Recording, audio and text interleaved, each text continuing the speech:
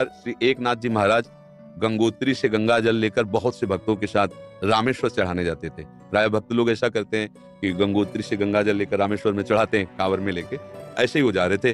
जब रामेश्वर जी के पास पहुंचने वाले थे तो देखा एक गधा प्यास से तड़प रहा है, मतलब ऐसा दिखाई दे रहा है। तो उन्होंने विचार किया कि रामेश्वर जी में तो सब जल चढ़ाते हैं और ये प्यासा इसे कोई पिलाएगा नहीं।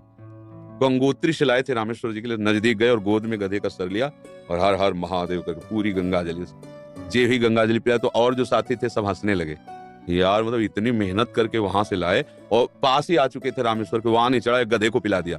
वो तो रामेश्वर जी गए और वहां रामेश्वर आ गए।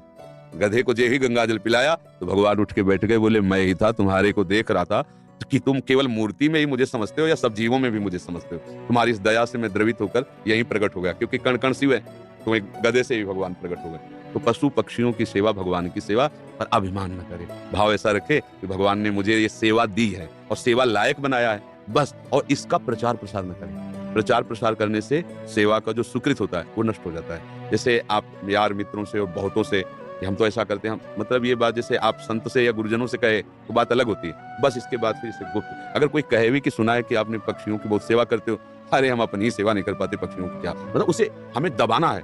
हमसे पाप बन जाए तो कह देना है, पुण्य बन जाए तो छुपा लेना है। पर अपने लोग उल्टा करते हैं, पुण्य बनेगा तो पोस्टर छपवा देंगे और पाप बनेगा तो कसम खा लेंगे कि किया ही नहीं है।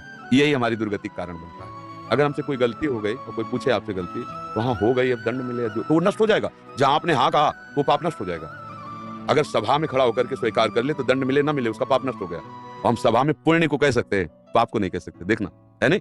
तो अपने इस पुण्य को छुपाओ और पशु पक्षी में भगवत भावना करो। जब उनको दाना डाल रहे हो या फल जो भी जैसे पशु पक्षी हो, तो भाव करो, हे भगवान आप इन सब रूपों, और बढ़िया पुण्य बन जाएगा और बड़ा लाभ मिल जाएगा। हे भगवान आप इन रूपों में आके सेवा स्वीकार, नाथ हम पे प्रसन्न रहो कि हम सदैव आपकी सेवा करते हैं। भक्ति हो गई, इसी से भक्ति हो गई। सब में भगवान के दर्शन की भावना बनने लगेगी।